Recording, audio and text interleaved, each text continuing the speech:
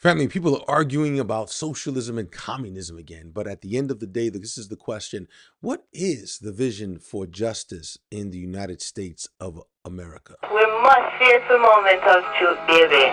Come on, family, let's get into it here at 180 Truth.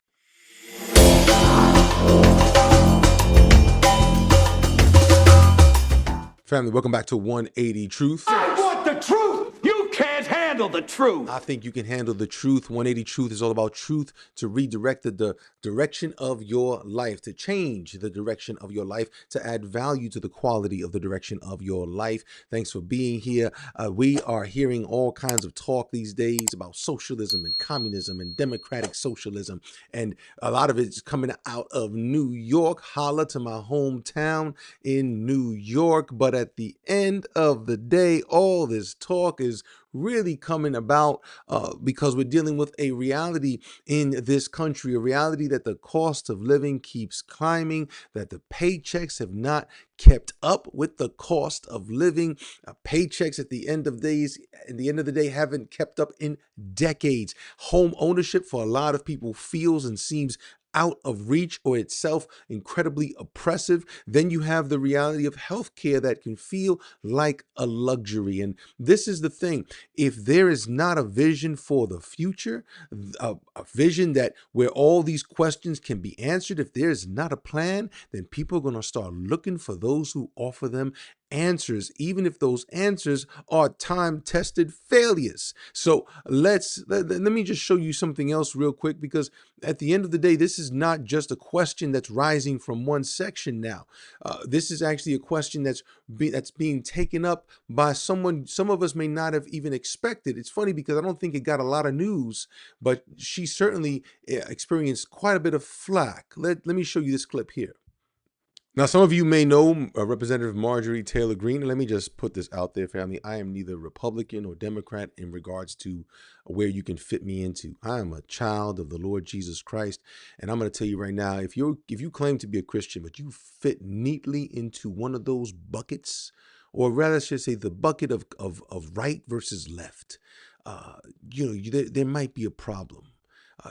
Because neither side fully represent all the values of the kingdom, and we have to have some honest conversations, because some of us are suffering some kind of psychological dissonance, some kind of potential derangement, some kind of like obsession. Because I know some of us are like, yo, my grandmama voted Democrat, so I'm always going to be Democrat. She told me we vote Democrat, there's no other way to go, and I can't break. Like, she's dead, and you still can't think for yourself critically. That's crazy. And I'm not telling you to vote Republican either. I'm not telling you to vote for.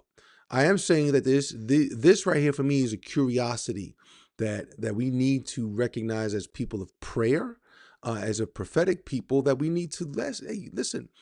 There's some stuff going on, because this woman here, Representative Marjorie Taylor Greene, is associated with MAGA.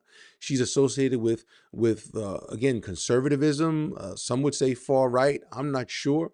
All I know is she's definitely a Republican and definitely on that side. But she says something interesting right here. And what she says, she suffered for, because they came after her and they tried to alienate her and they tried to actually shut her up more than once. So it's interesting the direction she's going in, because I think she's picking up on something that's important for us as a nation. I mean, I think that's important to point out. Everyone keeps focusing on the ACA credits, but that's not just the problem. It is unaffordable. I hear it every single day, Manu. I'm not kidding. Someone will call the office, or I'll get a text message from someone I know back home, and they're saying, my premiums are $1,700 a month. I got a text message literally from a couple that live in Dalton, small business owners, $1,700 a month for two people. And their deductible is $10,000 a year, and at the same time, they're trying to take care of their aging parents. Everyone's just getting destroyed. And it's crazy, because, you got money for war, but can't feed the poor. And, it's wild, all the money that's been given out for all these other things. And then we kill each other trying, like, you taking taxpayer dollars for one thing. You get it. And so I'm saying, look, Democrats, you created this mess. Republicans, you have no solutions. You haven't come up with Wow. a new plan in place, and we're not Wow. even talking about it. And it is hurting so many people, Manu, seriously, so many people across the board, no matter how they vote. I'm literally calling it out and saying, let's take off our Democrat jerseys, let's take off our Republican jerseys, and we should do something responsible for the American people and fix this. Wow. Wow. Listen to what she said. Now, you may disagree with her and say that the Democrats aren't the ones to blame. I'm not here to debate that. What I'm interested in is that she called out her own political party and said, you don't have a vision. You don't have a vision. That's dangerous. That is very dangerous for them. It's dangerous for us as a nation, because now I'm going to flip it and I'm going to go over to New York and really highlight something that seems to be changing and potentially, if he's elected, is going to actually change the face of the Democratic Party.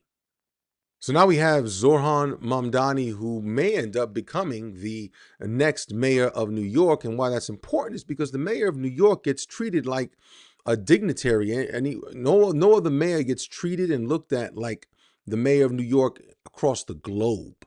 So this is going to be a place of global influence, family. That's why New York has been so important for Christians to pray for Christians to be active in, because it's a global center. It sets the temperature for the entire world. And so the problem we're facing when you have people who lack vision for healthcare, for the housing market and everything else, and I'm going to give you a biblical stance in a moment toward the end, it's because this is not just a political issue. This is a deeply spiritual issue.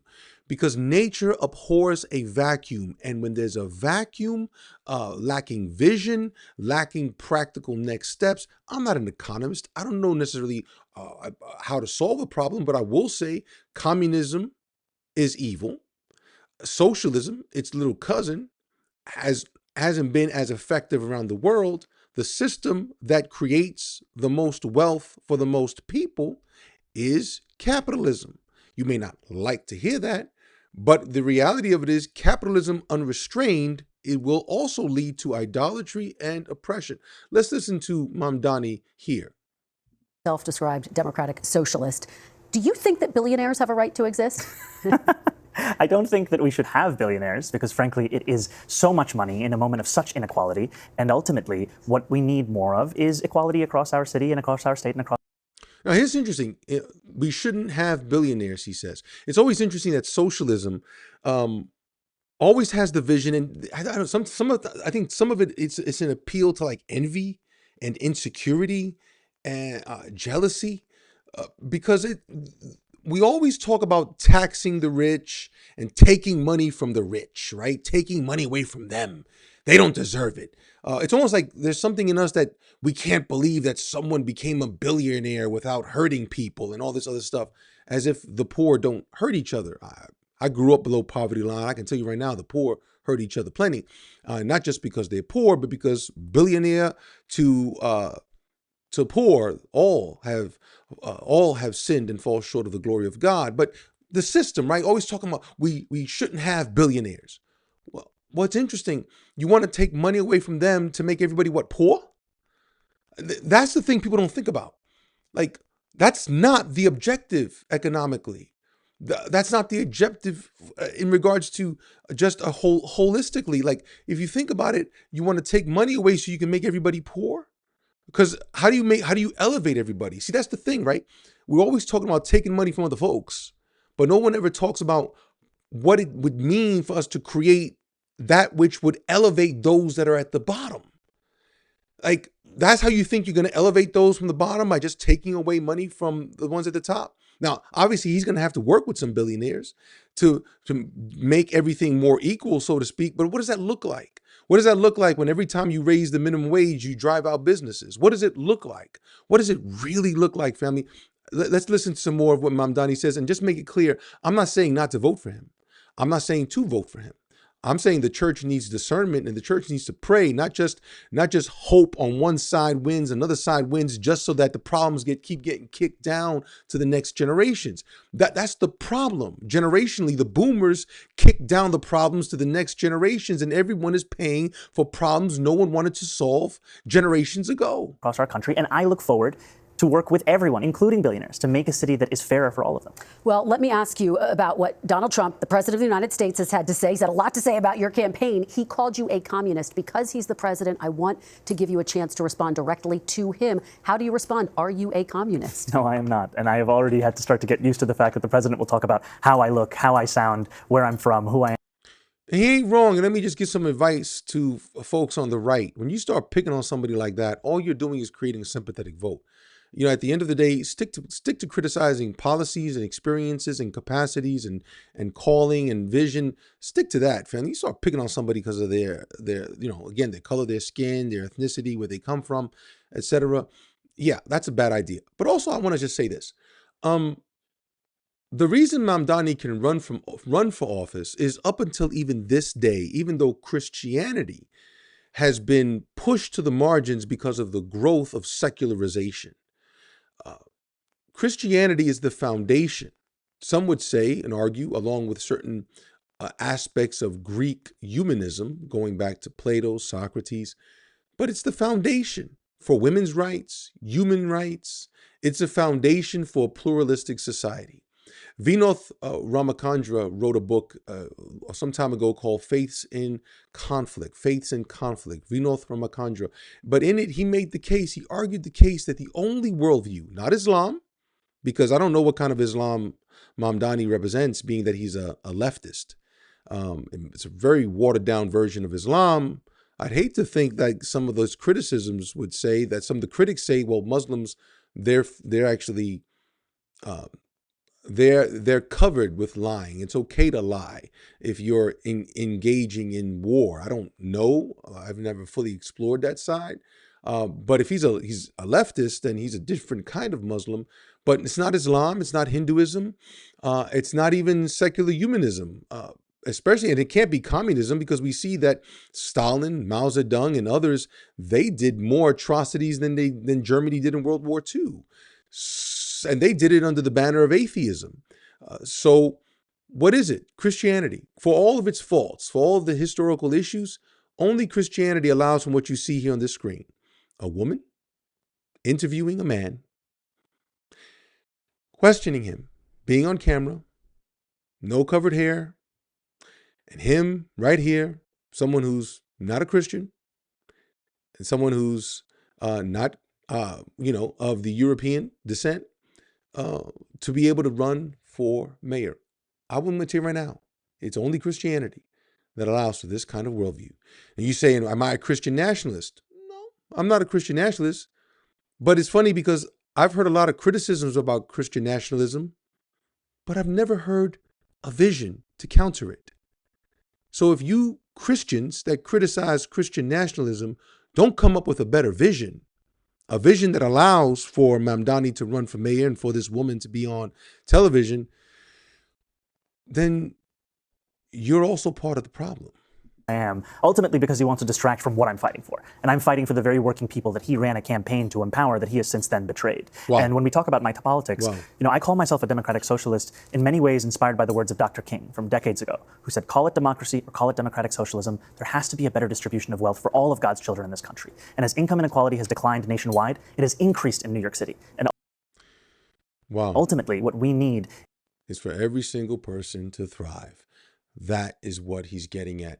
And I remember growing up in New York, it felt like everything just kept increasing. It felt like being a New Yorker was kind of like because New York is such a cool place to live, it felt like you were that crab sitting on top of a boiling pot of stew, and you're right on top of the liquid, and it's getting hotter and hotter, but you got a piece of corn in one claw and you're chewing with the other claw. You're putting pieces into your mouth the whole time. You're getting cooked alive.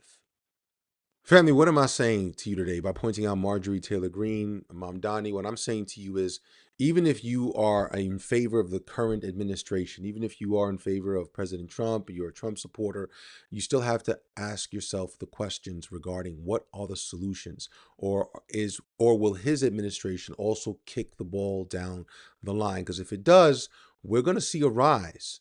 And I don't think it's just because people are in love with socialism alone. Yes, I do believe that a lot of Gen Z, a lot of millennials have been given a false view of communism and socialism. Communism, I believe, is straight evil. Socialism is little cousin. I think that ultimately it's a failed thing. But even so, you can take criticism and rightly apply it. Franklin D. Roosevelt went ahead and did what? He actually buffered the rise of communism decades ago, the rise of communism by doing what? Not by beating down the worker, but by actually implementing policies so that capitalism could become more humane. We know this in history. Otherwise, once we lose the plot, family, that's it. We're going to lose everything. And we see this reality is that the same people, AOC, Alexandria Ocasio-Cortez, she actually she did a poll after she was reelected. She did a poll, and the same so many people that voted for her also voted for Trump.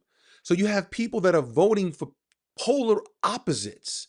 President Trump, AOC, polar opposites, family. How do you explain that? It's because people on the street want change. They are tired of the nonsense. They are tired of seeing politicians get into office, make promises, and never deliver. They are tired. They're tired.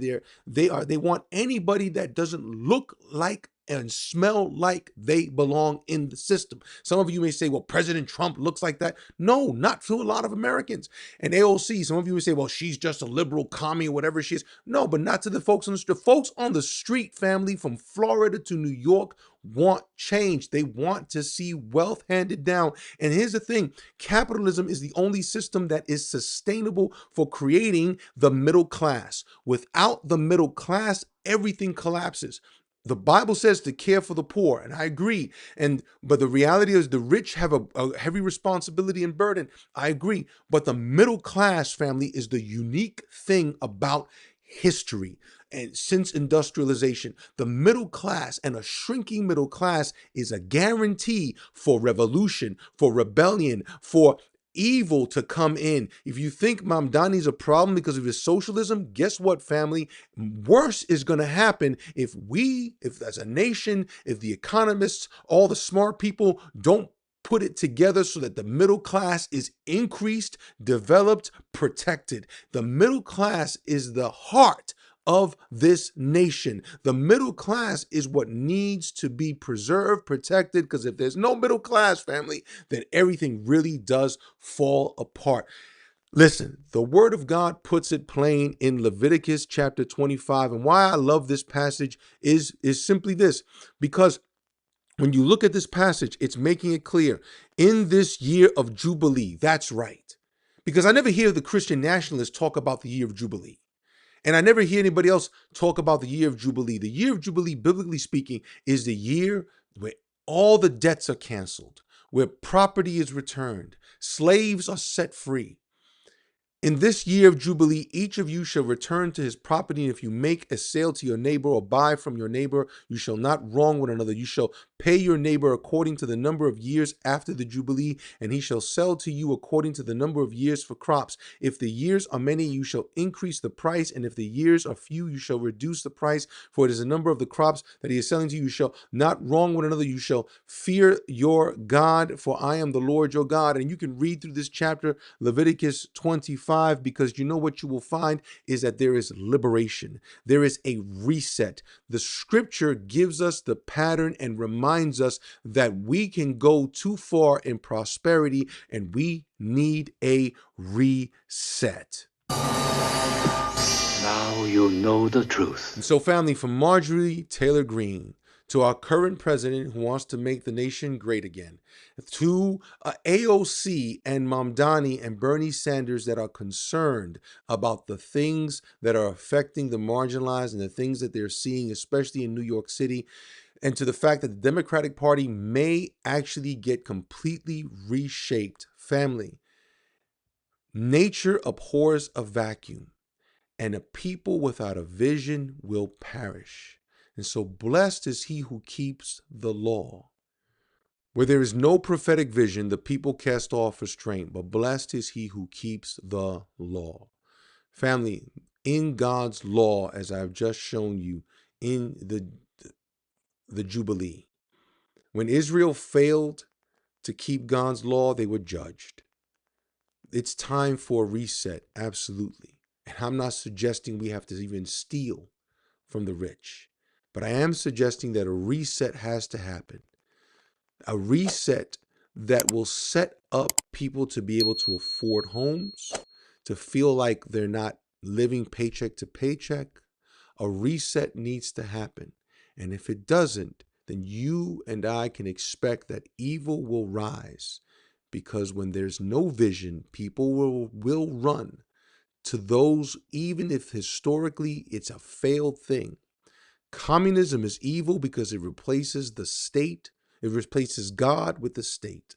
Socialism doesn't work in the majority of the countries who've tried to implement it. It certainly doesn't work to increase the middle class and opportunities for people to break out of their class.